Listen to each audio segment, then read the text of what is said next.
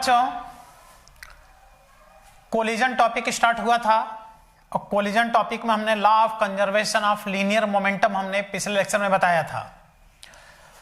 किसी भी सिस्टम का लीनियर मोमेंटम कब कंजर्व रहता है, जब सिस्टम पे एक्सटर्नल फोर्स जीरो होता है। ये बहुत इंपॉर्टेंट है।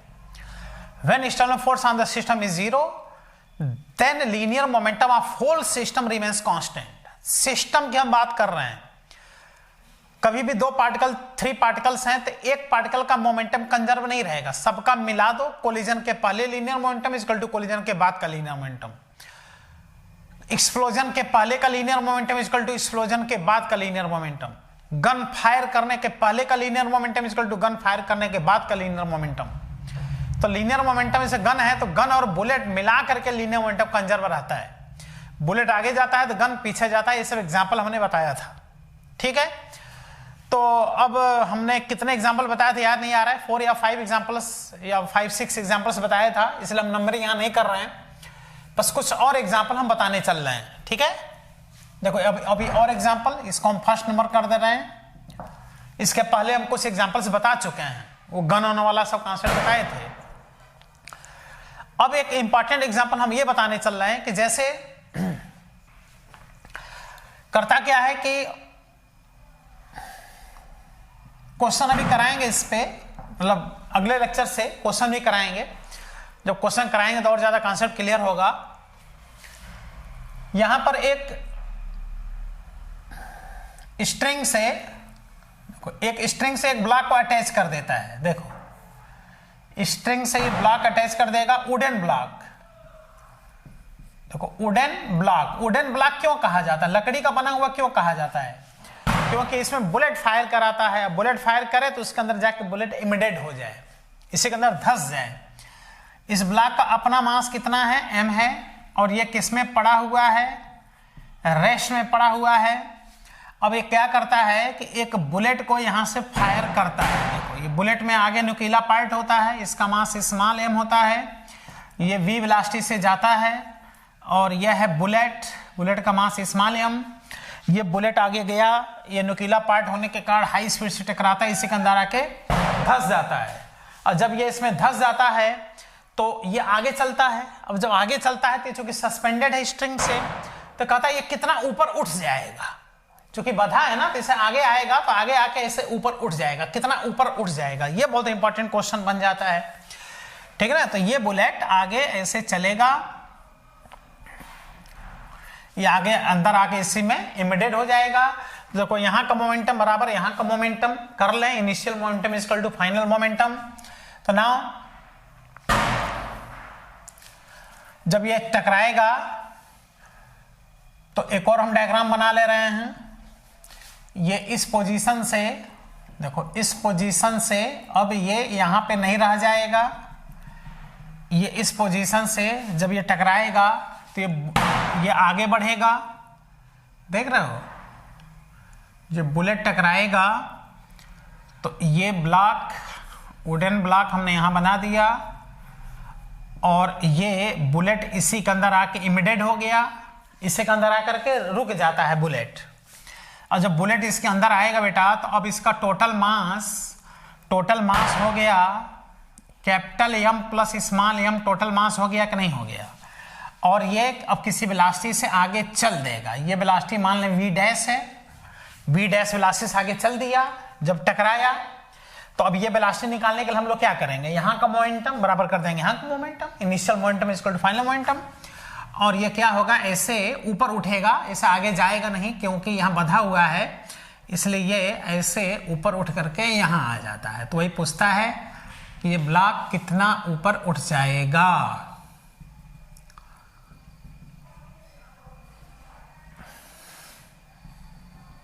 ये यहाँ आ जाएगा, देख रहे हो, इसका सेंटर ऑफ मास यहाँ ऊपर उठ जाएगा। तो यही हाइट निकालना रहता है कि कितना ऊपर ये ऊपर उठ जाएगा, h का वैल्यू निकालना रहता है। ये तब तक ऊपर उठता है जब तक इसकी फाइनल वेलोसिटी जीरो ना हो जाए। देख रहे हो, बहुत अच्छा क्वेश्चन ये होता है, इंपॉर्टेंट क्वेश्चन, एनसीईआरटी में भी दिया है, ठीक है। जो असाइनमेंट है उसमें फर्स्ट पेज पर है, अभी असाइनमेंट भेजा नहीं गया है, असाइनमेंट भेज दिया जाएगा 1-2 रोज में। तो बताओ ये हाइट, यही हाइट फाइंड कराएगा। तो हाइट निकालने के लिए हम लोग क्या कहेंगे, initial momentum is equal to final momentum, apply law of conservation of linear momentum. Initial momentum is equal to final momentum, इसका मोमेंटम कितना होगा mb बुलेट का, और इसका 0 होगा क्योंकि रेस्ट में है, इज इक्वल टू देखो m plus m into we dash.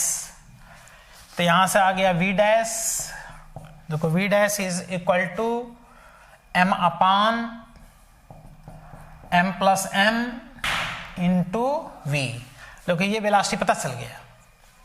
अब इसमें अब काइनेटिक एनर्जी है, ये कन्वर्ट हो जाएगा पोटेंशियल एनर्जी में, यहाँ के इसकी वेलोसिटी 0 हो जाएगी। अब हाइट निकालना है तो इसकी काइनेटिक एनर्जी इक्वल टू कर दो पोटेंशियल एनर्जी।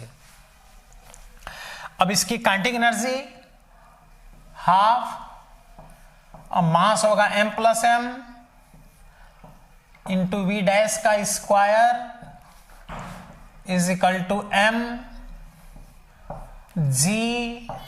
समझो क्या लगाया, अब इसमें काइनेटिक एनर्जी है, ये पोटेंशियल एनर्जी में कन्वर्ट हो जाएगा। काइनेटिक एनर्जी पोटेंशियल एनर्जी, ये देखो कैंसिल आउट हो गया। h फाइंड करना था तो h is equal to v dash का स्क्वायर, v डैश का स्क्वायर अपान 2g। देख रहे हो, अब v डैश का वैल्यू यहां से पता है, देख लो, ये इसका स्क्वायर कर दो तो हो जाएगा m स्क्वायर अपान 2g, और यहां से m प्लस m का होल स्क्वायर इंटू इतना ऊपर ये उठेगा। प्रोसेस सीखना था, कुछ भी रटना नहीं है यहां पर, है ना। जब ऐसा पूछेगा तो इसको एक स्ट्रिंग से सस्पेंड कर देगा ब्लॉक को, वुडन ब्लॉक को, अब बुलेट फायर करा देगा। बुलेट आके इसी के अंदर रुक गया, इमीडिएट हो गया, लेकिन सिस्टम को वेलोसिटी दे दिया। तो ये वेलोसिटी किससे आया, law of conservation of linear momentum से आया। यहाँ का मोमेंटम इक्वल टू यहाँ का मोमेंटम, ये इनिशियल है और ये फाइनल है। जैसे यहाँ का वेलोसिटी आया एनर्जी कंजर्वेशन से, ये हाइट हम लोगों ने क्या कर लिया, फाइंड कर लिया। 2g यहाँ रह जाएगा, वी डैश का ये वैल्यू हमने यहाँ रख दिया स्क्वायर करके, है ना। रटना नहीं है, प्रोसेस सीखना है। तो एग्जाम्पल से क्या होगा ना, अब इतना एग्जाम्पल जो बता रहे हैं, अब प्रॉब्लम सॉल्विंग में बड़ा मजा आएगा। प्रॉब्लम सॉल्विंग हर क्वेश्चन समझ में आएगा, हम कैसे क्वेश्चन को सॉल्व करें, क्योंकि पिछले टर्म पे भी हमने एग्जाम्पल बताया था, 5-6 एग्जाम्पल बताया था, और आज फिर एग्जाम्पल हम बता रहे हैं। ये थोड़े एग्जाम्पल हायर कॉन्सेप्ट वाले एग्जाम्पल्स हैं, एनसीईआरटी में इस पे क्वेश्चन दिया है।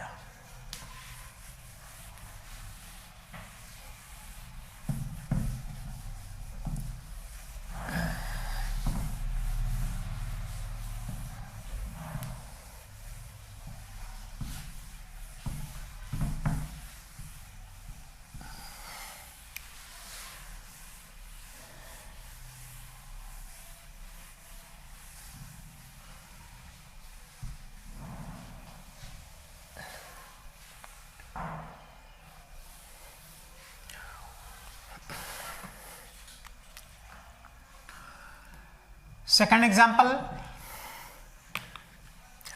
देखो, सेकंड एग्जाम्पल क्या है कि ये एक कोई बॉडी है, ये कोई बम, मान लो बम है, ठीक है, ये बम है। बम किस में पड़ा हुआ है, रेस्ट में, और ये एक्सप्लोड किया। तो बहुत अच्छा क्वेश्चन बनता है कि एक स्टोन है, एक्सप्लोड किया, बम है, एक्सप्लोड किया। एक्सप्लोड करता है ना तो अंदर से फोर्स लगता है, बाहर से कोई फोर्स नहीं लगता, एक्सटर्नल फोर्स 0 होता है, internal force. Bomb is explode due to internal force, यानी बताना चाह रहा है कि law of conservation of linear momentum लगाओ। अब क्या करेगा कि इसको 2 पार्ट में नहीं 3 पार्ट में एक्सप्लोड कराएगा। 3 पार्ट में बेटा, 2 पार्ट कहेगा कि चला गया परपेंडिकुलर टू ईच अदर, एक पार्ट इसके इधर चला गया और एक पार्ट इधर चला गया, एक ही प्लेन में, एक इधर गया एक इधर गया, ठीक है ना। 3 पार्ट में एक्सप्लोड किया, एक पार्ट इधर चला गया, एक पार्ट इधर चला गया। इसका मास है m1, इसका मास है m2, इसकी वेलोसिटी है v1, इसकी वेलोसिटी है v2, और तीसरा पार्ट है m3 मास का। तो कहता है तीसरे पार्ट की वेलोसिटी बताओ। तीसरे पार्ट की वेलोसिटी कितनी है उसको पूछता है। तो तुम देखो कि ये शुरू में किस में था, रेस्ट में, मोमेंटम कंजर्वेशन लगाओ, ये रेस्ट में था तो मोमेंटम कितना है, 0 है।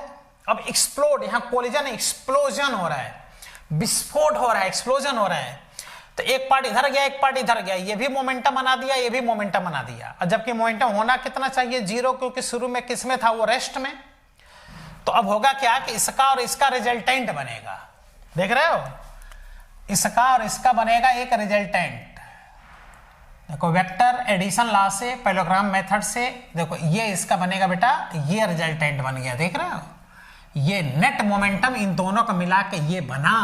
अब तीसरा पार्ट क्या करेगा, इस दोनों का रिजल्टेंट के अपोजिट जाएगा, इसी को क्या करने के लिए, कैंसिल आउट। और देख रहे हो तीसरा पार्ट इन दोनों के रिजल्टेंट के अपोजिट इधर आएगा, ये कहानी देखो डेवलप हो रहा है। तीसरा पार्ट इधर आएगा, ये बात सोच पा रहे हो, ये हो गया m3 और ये हो गया v3, तीसरे पार्ट की यही वेलोसिटी पूछेगा। तो हम लोग क्या करेंगे, इन दोनों का रिजल्टेंट इसके बराबर कर देंगे, तब जाके ये इसको क्या कर देगा, कैंसिल करेगा। ये देखो p नेट, ये नेट मोमेंटम इन दोनों का इधर बनेगा, इसको अगर इसके बराबर कर दें तो दोनों कैंसिल आउट हो जाएंगे, और इनिशियल मोमेंटम जो 0 था वही बाद में भी 0 हो जाएगा। या तीनों का वेक्टर सम बराबर 0 कर दो, क्योंकि शुरू में मोमेंटम कितना था, 0 था, ये भी कर सकते हो। तीनों का वेक्टर सम 0 कर दो, या इन दोनों का रिजल्टेंट इसके बराबर कर दो, तो इसको ये क्या कर देगा, कैंसिल आउट। और ये तीनों एक ही प्लेन में होंगे, ध्यान देना, ये आउट ऑफ प्लेन नहीं होंगे, एक ही प्लेन में रहेंगे ये। तो ऐसे क्वेश्चन इस तरह से सॉल्व होता है। 3 पार्ट 4 पार्ट, जितने चाहो उतने पार्ट में इसको क्या करो बेटा, एक्सप्लोड करो। फिर कहेगा कितनी एनर्जी रिलीज हो रही है, देखो बम इसलिए एक्सप्लोड होता है, दीपावली में देखो बम एक्सप्लोड होता है, उससे सीखो कैसे एक्सप्लोजन होता है। Law of conservation of linear momentum, rocket छोड़ते हो, बम विस्फोट करते हो, सब law of conservation of linear momentum पे बेस्ड है। इसी टॉपिक से ये सब बेटा आप लोग को सीखना है।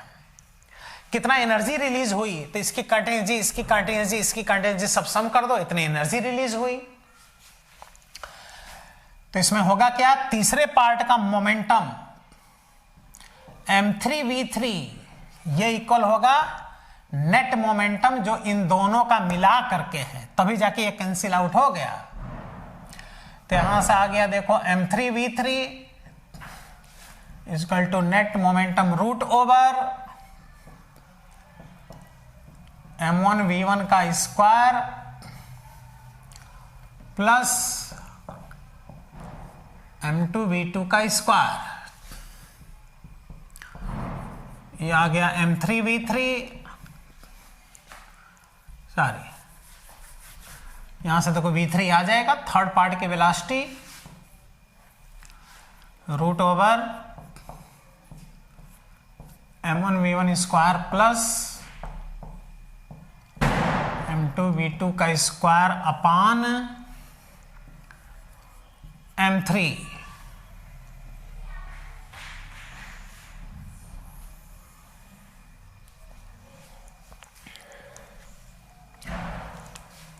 और उसके बाद देखो क्या पूछता है, and total kinetic energy released after explosion, explosion के बाद टोटल एनर्जी रिलीज्ड, तो तीनों की काइनेटिक एनर्जी का सम हो जाएगा half m1v1 square plus half m2v2 square plus half m3v3 square, तीनों का हो जाएगा बेटा सम। देख लो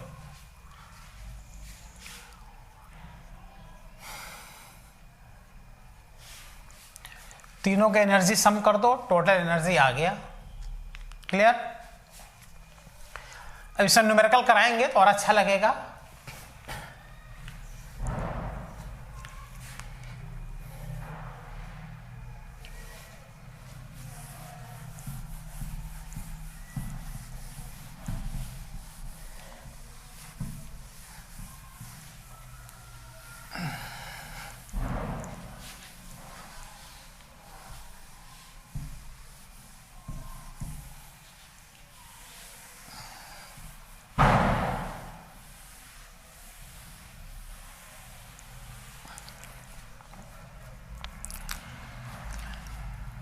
थर्ड एग्जांपल, जैसे ये कोई बॉडी है, कोई बम है, ये किसमें पड़ा हुआ है, रेस्ट में, और 3 इक्वल पार्ट में एक्सप्लोड किया, 3 इक्वल पार्ट। एक पार्ट इसका इधर गया, एक पार्ट इधर गया, इसका मास है m, इसका भी मास है m, ये वेलोसिटी है v, ये वेलोसिटी है v। तो तीसरे पार्ट की वेलोसिटी पूछ रहा है तो वही तो और आसान है ये। Find velocity of third part, third fragment की वेलोसिटी फाइंड करो। तो इसका हम लोग रिजल्टेंट फाइंड करेंगे, क्योंकि शुरू में मोमेंटम कितना है, 0 है। तो इन दोनों का रिजल्टेंट देखो इधर जा रहा है, यह बनेगा नेट मोमेंटम इन दोनों का, net momentum √mv² plus mv²। अब इसको कैंसिल करने के लिए तीसरा पार्ट इधर जाएगा, कैंसिल करने के लिए उसकी वेलोसिटी कुछ अलग होगी। तो इसके जस्ट अपोजिट इसी प्लेन में तीसरा पार्ट बेटा इधर आएगा, देख लो ये हो गया थर्ड पार्ट। कह रहा है कि उसका भी मास सेम है। A stone is explode in 3 equal part in which 2 parts are flying perpendicular to each other with equal velocity, then find out velocity of third fragment. तो इसकी वेलोसिटी v नहीं v' होगा, यही हम लोग को find करना है। मेथड अभी सीखी गए। इसका मोमेंटम mv', देखो mv' is equal to net momentum दोनों का उसके बराबर कर दें, तो हो जाएगा mv' is equal to root over mv का स्क्वायर प्लस mv का स्क्वायर, ये हो जाएगा mv' is equal to mv√2। Mass से मास कैंसिल हो गया। तो देखो तीसरे पार्ट की वेलोसिटी ये v√2, थोड़ा ज्यादा वेलोसिटी होगा उसकी, तब जाकर उसको देखो कैंसिल करेगा। यानी इन दोनों का जो रिजल्टेंट बनेगा वही इसका मोमेंटम बनेगा। इसकी वेलोसिटी देखो v√2 आएगी। ठीक है। अब टोटल काइनेटिक एनर्जी एक्सप्लोजन के बाद कितनी काइनेटिक एनर्जी रिलीज होगी। Total kinetic energy released after explosion के बाद total kinetic energy released.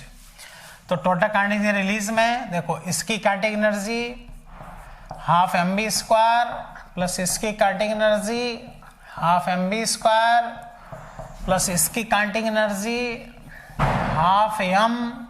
Half m और इसका स्क्वायर हो जाएगा कितना, √2v का होल स्क्वायर। तो ये आ गया देखो mv², दोनों का सम, अब प्लस इसका स्क्वायर करेंगे 2 कट जाएगा, mv² total 2mv² energy release होगा। उसका स्क्वायर होगा √2 का, 2 से 2 कट के mv², 2mv² एनर्जी यहाँ पे देखो काइनेटिक एनर्जी रिलीज हो रहा है। इसलिए जब बम एक्सप्लोड होता है तो जितने पार्ट उसमें निकलते हैं सब में काइनेटिक एनर्जी होता है, और वही अपना काम करता है। वो जहां जहां जाता है वहां सबको डैमेज करता जाता है। तो बम में ये नहीं कि उसमें से पार्ट निकलेंगे तो एक ही तरफ जाएगा, क्यों चारों तरफ जाते हैं। एक इधर गया तो उसका अपोजिट दूसरा जाएगा, एक इधर गया तो उसका अपोजिट दूसरा जाएगा, जिससे सब आपस में कैंसिल होते जाएं मोमेंटम। क्योंकि शुरू में क्या था, वो रेस्ट में था, बाहर से तुम कोई फोर्स लगा नहीं रहे हो। इंटरनल एक्सप्लोजन बम में होता है। तो कितना आसानी से ऐसे क्वेश्चन क्या होते हैं, सॉल्व हो जाते हैं।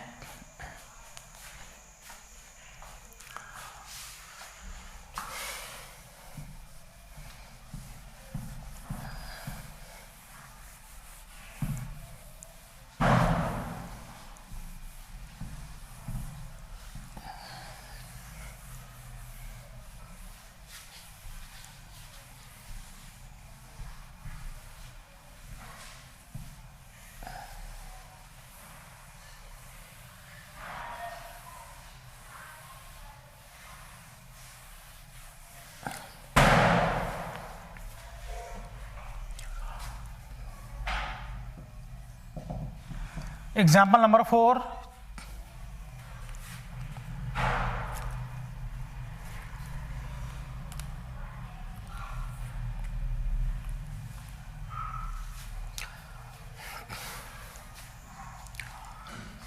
4 नंबर एग्जाम्पल, ये एक h हाइट है, ये ग्राउंड है, ये ऑलरेडी h हाइट है, कोई मकान है, मकान का ये छत है, कोई टावर है, इसकी हाइट है स्मॉल h, ठीक है।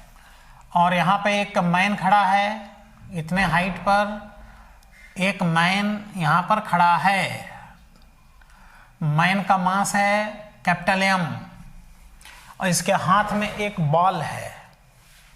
अच्छा, ग्रेविटी जो है वो ग्रेविटी 0 है, ग्रेविटी फ्री स्पेस है, मैन का वेट काम नहीं कर रहा है यहाँ पर। अब इसके हाथ में एक बॉल है, बॉल का मास स्मॉल m है, ये बॉल को नीचे फेंकता है, u स्पीड से बॉल को नीचे फेंकता है। तो कह रहा है कि जब ये बॉल इस ग्राउंड पे टकराएगा उस समय मैन की ग्राउंड से हाइट कितनी होगी। अरे ये कौन सा कॉन्सेप्ट, यानी हम लोग छत पे चले जाएं और छत पे जाके एक बॉल को हम लोग नीचे फेंक दें तो क्या हम लोग ऊपर उड़ जाएंगे? क्या नहीं उड़ेंगे। क्यों? क्योंकि हम लोग का वेट काम करता है नीचे। लेकिन यहाँ क्या है, ग्रेविटी फ्री स्पेस कह रहा है, mg काम ही नहीं कर रहा है, ग्रेविटी काम ही नहीं कर रहा है। तो होगा क्या कि जिस मोमेंटम से बॉल तुम नीचे फेंकोगे उसी मोमेंटम से ऊपर उड़ जाओगे, क्योंकि शुरू में नेट मोमेंटम कितना था? 0 था। अब आया समझ में, ग्रेविटी फ्री स्पेस। तो कह रहा है कि जब ये बॉल यहाँ टकराएगा उतने समय में मैन कितना ऊपर चला जाएगा। ये मैन यहाँ आ गया उड़ करके, मैन यहाँ आ गया, लेकिन यहां से नहीं, यहां से पूरी हाइट बतानी है। ठीक है बेटा। तो to determine height of man from ground, कहां से बताना है? ग्राउंड से। व्हेन, कब? When ball is reached at ground, जब बॉल ग्राउंड पे पहुंचेगा, जब बेटा बॉल ग्राउंड पे पहुंचेगा उस समय कितनी हाइट मैन की ग्राउंड से होगी। इसका मतलब निश्चित है कि मैन ऊपर उड़ेगा। ऊपर उड़ेगा तो किस वेलोसिटी से ऊपर उड़ेगा? v वेलोसिटी से। मैन की वेलोसिटी कैसे निकालेंगे? मोमेंटम कंजर्व करा के। तो ये निकालना पड़ेगा। तो ये मान लो h डैश हाइट ऊपर चला गया, तो टोटल हाइट निकालने के लिए, टोटल हाइट h निकालने के लिए इस h में इस h डैश का सम कर देंगे। देखो h प्लस h डैश यही फाइंड करा रहा है। ठीक है, इसको हम सॉल्व कर दे रहे हैं। अभी जब असाइनमेंट आप लोग भेज दिया जाएगा तो अगले टर्न पे हम दिखाएंगे असाइनमेंट में ये क्वेश्चन कहां पर है और इस पर न्यूमेरिकल भी दिया है, सब चुटकी बजा के सॉल्व होगा। तो क्या निकालना है? जब ये बॉल यहां आवे उतने समय में ये मैन की हाइट बतानी है कि ग्राउंड से कितनी हाइट है। तो h हाइट पहले ही था, h डैश और ऊपर चला गया, दोनों को सम कर देंगे। h डैश निकालने के लिए आओ देखते हैं किस वेलोसिटी से मैन ऊपर भागेगा। ये नहीं पता है, वो आएगा एनर्जी मोमेंटम कंजर्वेशन से। जिस मोमेंटम से बॉल नीचे जाएगा उसी मोमेंटम से मैन ऊपर जाएगा, इसलिए कि शुरू में मैन रेस्ट में था तो बॉल का मोमेंटम बन गया, उसको कैंसिल करने के लिए मैन ऊपर जाएगा जिससे टोटल मोमेंटम 0 हो जाए। तो बॉल का मोमेंटम, बॉल का mass m into velocity u equal to man का मोमेंटम mb। तो मैन की वेलोसिटी आ गया m upon capital M into u। इस मोमेंटम से मैन किधर भाग रहा है? ऊपर भाग रहा है, ऊपर जा रहा है। ग्रेविटी काम नहीं कर रहा है, एक्सटर्नल फोर्स नहीं लग रहा है, जिसकी वजह से मैन ऊपर भागेगा। अब हम लोग निकालना है कि इस बॉल को नीचे आने में, यहां तक आने में कितना समय लगेगा। तो बॉल को यहां आने में distance is equal to speed into time से, क्योंकि ग्रेविटी काम नहीं कर रहा है। s बराबर ut plus half at square नहीं चलेगा, वो टर्म 0 हो जाएगा, ग्रेविटी 0 है। देखो t आ गया, t बराबर h अपान u आ गया। अब हम लोग क्या करें? अब हम लोग ये निकालें कि इतने टाइम में मैन कितना ऊपर गया, h डैश। तो h dash is equal to man की वेलोसिटी v, डिस्टेंस बराबर स्पीड इनटू टाइम। तो h dash is equal to v का value m upon capital M into u into t का value h upon u, u से u cancel हो गया। तो यहां से आ गया H dash is equal to small m upon capital M into H। यहां से मैन कितने टाइम में, उतने ही टाइम में, जितने टाइम में ये नीचे आ रहा है उतने ही टाइम उसको देखना है, इतना ऊपर गया, इसलिए total height of man from the ground h में h डैश बेटा ऐड कर लेंगे, तो h is equal to h plus h dash का ये value m upon capital M into H। Oh dear, ये आ गया h कॉमन और 1 plus small m upon capital M, ये देखो आंसर हो गया। तो एक तरह से देखा जाए तो ये ट्रिकी फॉर्मूला भी बन गया, इस पे चाहो तो न्यूमेरिकल क्वेश्चन भी सॉल्व कर सकते हो। बस किसका मास पता होना चाहिए, बॉल का मास और मैन का मास पता है, तो small h 1 plus m upon m इतनी टोटल हाइट होगी। असाइनमेंट जब आपको भेजा जाएगा तो हम दिखाएंगे कि ये क्वेश्चन कहाँ है, ये खुद में क्वेश्चन आपका असाइनमेंट से सॉल्व हो गया, और साथ में इसमें न्यूमेरिकल क्वेश्चन भी दिखाएंगे कहाँ पे दिया है, सब सॉल्व हो जाएगा बेटा। तो यह है law of conservation of linear momentum, इसी को कहते हैं। अब अगले लेक्चर में हम लोग क्वेश्चन सॉल्व करेंगे, पूरे लेक्चर हम क्वेश्चन सॉल्व कराएंगे किस पर, कंजर्वेशन ऑफ लीनियर मोमेंटम, जितना कॉन्सेप्ट बताए हैं इसी पे, एग्जाम्पल बताए हैं इसी पे हम क्वेश्चन अगले टर्न पे कराएंगे। उसके बाद से स्टार्ट होगा types of collision. Types of collision में Newton's experimental formula for collision, जिसमें elastic collision, perfectly elastic collision, perfectly inelastic collision, ये सब पढ़ेंगे। फिर न्यूटन एक्सपेरिमेंटल फार्मूला हम लोग पढ़ेंगे, तब जाकर आगे सेंटर ऑफ मास और सेंटर ऑफ ग्रेविटी फिर पढ़ेंगे। ठीक बेटा, ओके, थैंक यू।